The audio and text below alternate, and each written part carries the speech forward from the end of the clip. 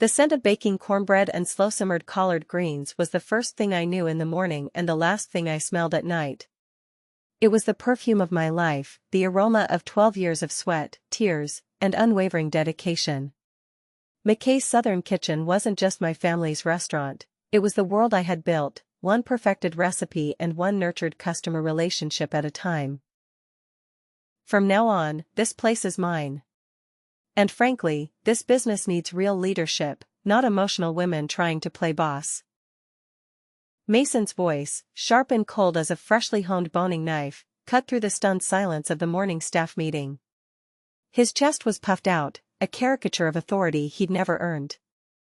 I sat there, frozen in my usual chair at the head of the large, scarred oak table we used for meetings, watching my brother deliver his first speech as the new owner of McKay's Southern Kitchen. The restaurant I had poured my entire adult life into. The life that was just erased in a single, dismissive sentence. My name is Sabrina McKay. I'm 36 years old. And until that moment, I thought I understood what betrayal felt like. I was wrong. The sting of his words wasn't just about gender, it was a deliberate, calculated erasure of everything I was, everything I'd done. It was about nullifying every late night I'd spent perfecting our signature dishes, every frantic weekend I'd managed a staffing crisis, every financial precipice I'd navigated while he was out charming investors and taking credit for my grit. I looked around the table at the faces of the people who were more my family than my actual blood relatives. Jennifer, our head server, a woman whose children I'd watched grow up, stared intently at her own hands, her knuckles white. Carlos, our brilliant line cook who I'd trained from a nervous teenager into a culinary artist, shifted uncomfortably in his seat, his gaze fixed on a crack in the worn wooden floor. Even sweet Bethany from the pastry station, who saw the good in everyone, looked like she wanted to disappear into the flour-dusted apron she wore. They all knew. They knew who really ran this place. They knew who created the bourbon peach cobbler that had food bloggers driving from Atlanta just for a taste. They knew who balanced the books until midnight and who managed the suppliers with a firm but fair hand. They knew who had held the restaurant together through 2 recessions and my father's health scares. Mason asked, a smug smile plastered on his face, "Any questions?"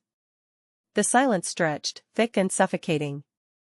I could feel every eye in the room on me, waiting, expecting me to fight back, to scream, to defend the territory I had bled for. They were waiting for the emotional woman to have an outburst.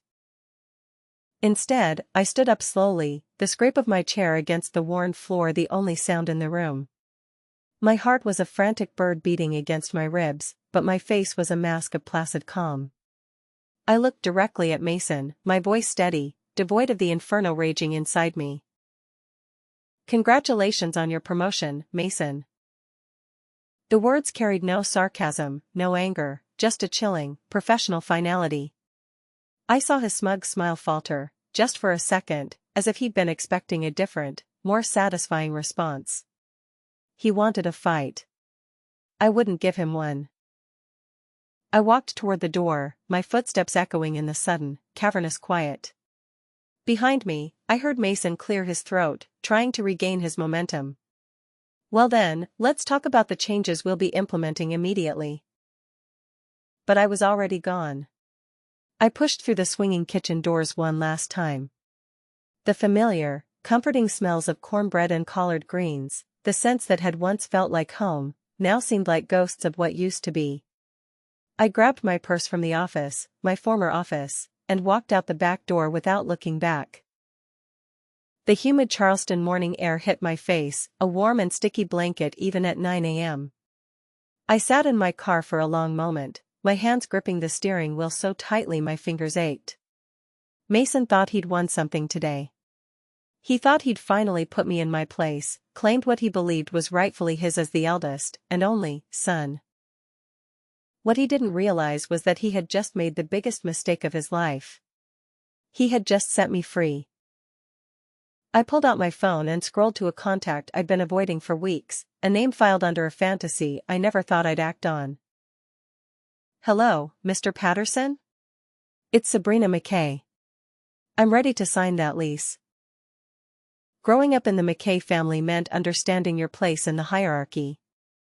My father, Thomas McKay, was a titan in my eyes.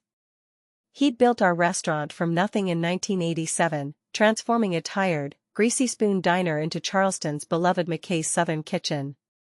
He was a man of tradition, of hard work, and of deeply ingrained patriarchal values. My mother, Patricia, worked tirelessly beside him for 30 years, managing front-of-house operations with a grace and warmth that kept customers returning, generation after generation. She was the heart of the restaurant, while my father was its unyielding backbone. And then there was Mason. 3 years older and the only son, he was always positioned as the heir apparent. The dynamic was set in stone from our childhood. Even as children, he got the choice cuts of meat at dinner while I helped clear plates. When we both started working at the restaurant as teenagers, he was introduced to customers as the future owner, while I was simply Thomas's daughter who helps out. But helping out became my life's work. After college, while Mason bounced between half-hearted sales jobs and entrepreneurial ventures that never quite took off, I moved back home and threw myself into the restaurant. I wasn't officially management on paper, but somehow, every crisis landed on my desk. I spent 5 years learning every single aspect of the business, from the dish pit to the profit and loss statements. I modernized our ancient inventory system, I negotiated better contracts with local farmers, and I created 3 of our most popular menu items, including the bourbon peach cobbler that food bloggers raved about. I worked 60-hour weeks without complaint, skipping family vacations and social events because someone needed to mind the restaurant. Mason, meanwhile, had discovered his talent for schmoozing. He'd breeze in during busy Friday nights, work the dining room like a seasoned politician, and leave with a pocket full of phone numbers from potential investors or local business owners. Our parents loved watching him network, convinced his charm would take the restaurant to the next level. Sabrina's the detail person, my mother would say fondly, a phrase that always felt like a pat on the head. But Mason has vision. The irony wasn't lost on me. My vision had increased our revenue by 30% over 3 years. My details kept us profitable when other family restaurants in the area were closing their doors. But Mason's charisma, his easy smile and confident swagger, made him the natural choice for leadership in our parents' eyes. 2 months ago, when Dad announced his retirement plans, I'd foolishly, naively, hoped. I hoped that my years of dedication, my tangible results, would finally be recognized. Instead, he called a family meeting to discuss transitioning ownership to Mason. I sat there, watching my brother nod seriously, as if he'd been preparing for this moment his entire life rather than showing up sporadically to glad-hand customers and reap the rewards of my labor. "You'll be invaluable support for him, Sabrina," Dad had assured me, his words a clumsy attempt to soften a blow that felt like a physical assault. Every good leader needs a strong right hand. A right hand. After 12 years of being the backbone, I was being offered a supporting role in my own story. I smiled and nodded then, just as I had smiled and nodded today. But that night, I started making phone calls. If they wanted Mason to lead, he could learn to do it without me. The morning of Mason's official takeover, I arrived at the restaurant 2 hours early, just like always. The prep work still needed doing, the books still required balancing, and somebody had to ensure we had enough supplies for the lunch rush. I'd been McKay's Southern Kitchen's unofficial operations manager for so long that the routine was embedded in my muscle memory. I was reviewing vendor invoices when Jennifer arrived for her shift. "Morning, Sabrina. Big day today, huh?" She tried to sound upbeat, but I caught the note of uncertainty in her voice. The whole staff had been walking on eggshells since the ownership announcement, unsure how things would change under Mason's leadership. "Just another day," I replied, not looking up from the paperwork. But it wasn't just another day, and we both knew it. Today would mark the beginning of something entirely different. Though Mason had no idea just how different it would be. The storefront on King Street was exactly as I remembered it from my fantasy-fueled visit 3 weeks prior, rough around the edges but full of potential. The previous tenant had been a high-end boutique that never quite found its audience, leaving behind elegant lighting fixtures and a half-finished kitchen that could be modified for a smaller, more intimate operation. "What kind of timeline are you thinking?" Mr. Patterson, the property owner, had asked as we walked through the dusty space. I thought about all the regulatory hurdles I'd navigated for McKay's over the years, all the health department inspections I'd managed, all the vendor relationships I'd cultivated. "I can handle it," I'd said with a confidence that surprised even me. We spent the next hour discussing lease terms and renovation requirements. The rent was higher than I'd hoped, but manageable if I kept overhead low initially. I'd have to be chef, manager, and marketing department all in one, at least until revenue could support additional staff. Walking back to my car, I felt a strange mix of terror and exhilaration. I was about to bet everything on my belief that customers would follow quality food and genuine hospitality, regardless of the McKay family name. It was the biggest risk I'd ever taken, but it felt more honest than staying to watch Mason destroy what I'd spent 12 years building. My phone buzzed with a text from Jennifer. "Are you okay? Mason's asking where you went." I stared at the message for a long moment, then typed back, "I'm fine. Take care of yourself." The next 2 hours were a blur of phone calls and paperwork. Lease agreements, insurance applications, contractor estimates for kitchen modifications. I called every vendor I'd worked with at McKay's, carefully explaining that I was starting a new venture and asking about their standard terms for new accounts. Most were surprised but supportive, especially Tony from Coastal Produce, who'd been delivering to our family restaurant since I was in high school. "About time you went out on your own," he said. "You've been running that place for years anyway." By the time I drove home that evening, I had a signed lease, 3 contractor estimates, and a business license application ready to submit. I also had a knot in my stomach the size of a dinner plate and the growing realization that I had just made a decision I couldn't undo. I poured myself a large glass of wine and sat on my front porch, watching the Charleston evening settle over the historic district. Tomorrow, Mason would start learning what it actually took to run a restaurant. And I would start proving that talent and dedication mattered more than family connections and entitled attitudes. The second week of Mason's reign at McKay's Southern Kitchen brought the first crisis. I heard about it through Bethany, who called me 3 days after I'd submitted my business license application. "Sabrina, I hope it's okay that I'm calling," she said, her voice nervous. "But we're having some problems at the restaurant, and I didn't know who else to ask." "What kind of problems?" I kept my tone neutral, though my pulse quickened. "Well, Mason changed our suppliers without checking the quality first. The cornbread yesterday was terrible. The cornmeal was too coarse and it fell apart. We had 12 customers complain. And the greens aren't cooking right because he switched to cheaper ham hocks that don't have enough fat." I closed my eyes, picturing the disaster. Our cornbread recipe was legendary in Charleston, passed down from my grandmother and perfected through decades of trial and error. The specific cornmeal blend came from a small, family-owned mill in South Carolina that cost more than generic brands but produced the silky, moist texture our customers expected. "What did he say when you brought it up?" "He told me to stop questioning his decisions and figure out how to make it work." Jennifer tried to explain that customers were asking for their money back, but he said people complain about everything and we shouldn't cater to whiners. My stomach clenched. Those whiners were loyal customers who'd been eating our cornbread for years. They knew the difference between the real thing and a cheap substitute. "I'm sorry you're dealing with this," I said carefully. "But Mason's in charge now. He'll have to learn through experience." "That's just it," Bethany continued, her voice dropping. "I don't think he wants to learn. He keeps saying the old ways were inefficient and that customers won't notice small changes if we market properly.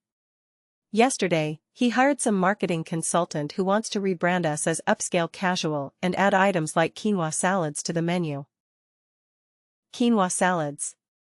At a traditional Southern restaurant that built its reputation on authentic comfort food. I had to admire Mason's ability to miss the point so completely. Bethany, can I ask you something? Are you happy working there? The pause on the other end of the line told me everything I needed to know. I love cooking, she said finally. And I love the regulars who've become like family. But it's getting hard to take pride in what we're serving when Mason won't listen to anyone who's actually worked in the kitchen. I understand, I said. And if you ever want to talk about other opportunities, I'm always here. After we hung up, I sat staring at my laptop screen, where I'd been working on menu concepts for my new restaurant, McKay's Table. I'd planned to start small and simple, focusing on a few signature dishes done exceptionally well. But if Mason was already alienating customers and staff, maybe I could move faster than I'd originally planned. I called Carlos next, then Jennifer. Both conversations followed the same pattern: frustration with Mason's changes, concern about declining food quality, and careful questions about what I was planning for my new venture. I didn't recruit anyone directly, but I made it clear that talented people would always have a place with me. By the end of the week, I had 3 staff members asking detailed questions about my timeline. More importantly, I had a clear picture of how quickly McKay's Southern Kitchen was losing its way under Mason's leadership. He was changing everything that made us special while ignoring the operational expertise that kept us running smoothly. It was exactly the opening I needed. Though I felt a pang of sadness watching my family's restaurant stumble, this wasn't how I'd wanted things to go. But Mason had chosen his path when he dismissed my contributions so callously. Now, I would show him what real leadership looked like. 3 weeks into my new venture, I received a call that changed everything. I was standing in my future restaurant, watching contractors install new equipment, when my phone rang with an unfamiliar number. Miss McKay? This is Dr. Patricia Hendricks from the Charleston Food Network Association. I hope I'm not catching you at a bad time. The Charleston Food Network Association was a prestigious group of local chefs, restaurateurs, and food writers who promoted the city's culinary scene. Getting their attention usually took years of established success. Not at all, Dr. Hendricks. How can I help you? I've been hearing some interesting things about your new restaurant project. Word travels fast in our community, especially when someone with your reputation decides to strike out on their own. My reputation? I'd never thought of myself as having a reputation beyond the walls of McKay's Southern Kitchen, but Charleston's food scene was smaller and more interconnected than I'd realized. Several of our members have mentioned their experiences at McKay's over the years, she continued. Consistently, they've noted the exceptional quality of certain dishes and the operational excellence that kept the restaurant running smoothly. Many assumed you were the executive chef, given the caliber of the food. I was the operations manager, I said, choosing my words carefully. But I did develop several menu items and oversee quality control. Ah, that explains a lot. The reason I'm calling is that we have an opening in our autumn showcase event. It's typically reserved for established restaurants, but we occasionally invite promising new ventures to participate. Would you be interested in representing your new establishment? My heart hammered against my ribs. The Autumn Showcase was Charleston's premier food event, attended by food critics, tourism officials, and culinary enthusiasts from across the Southeast. Restaurants that participated often saw their reservations booked solid for months afterward. I'd be honored, I managed. But I should mention that we're still in the build-out phase. We haven't even had our soft opening yet. When are you planning to open? I did quick mental calculations. The contractors promised to finish kitchen installations by the following week. I'd need at least 2 weeks for staff training and recipe testing. 6 weeks from now, if everything goes according to schedule. Perfect. The showcase is 8 weeks out, which gives you time to work out any opening issues. I'll email you the details and vendor information. After she hung up, I stood in my empty dining room, barely believing what had just happened. Someone had recommended me for Charleston's most important food event, based solely on my work at McKay's. Someone had noticed that the quality they associated with our family restaurant came from my efforts, not Mason's charm. I called my contractor immediately. "Jerry, what would it take to move our timeline up by a week?" "Possible, but it'll cost extra for overtime crews." "Why the rush?" "I just got invited to participate in the Charleston Food Network's Autumn Showcase. This could make or break the entire venture." "In that case, let's make it happen. When do you need to be serving customers?" 5 weeks from today." Jerry whistled low. "You're cutting it close, but I like your confidence. Let me make some calls." As I drove home that evening, I realized that everything was accelerating beyond my original plans. I'd hoped to build slowly, establish a local following, and gradually grow the business. Instead, I was about to launch directly into Charleston's culinary spotlight. But maybe that was exactly what I needed. Mason had dismissed me as an emotional woman playing boss. In 5 weeks, I'd be serving food to some of the most discerning palates in the Southeast, representing everything I'd learned about hospitality and excellence over 12 years. Let him try to explain that away to our parents. McKay's table opened on a humid Thursday morning in October with no fanfare and no advertising budget. I'd chosen the name carefully, keeping the family connection while making it clear this was my establishment. The soft opening was intentionally quiet, just a few dozen customers who'd heard through word of mouth.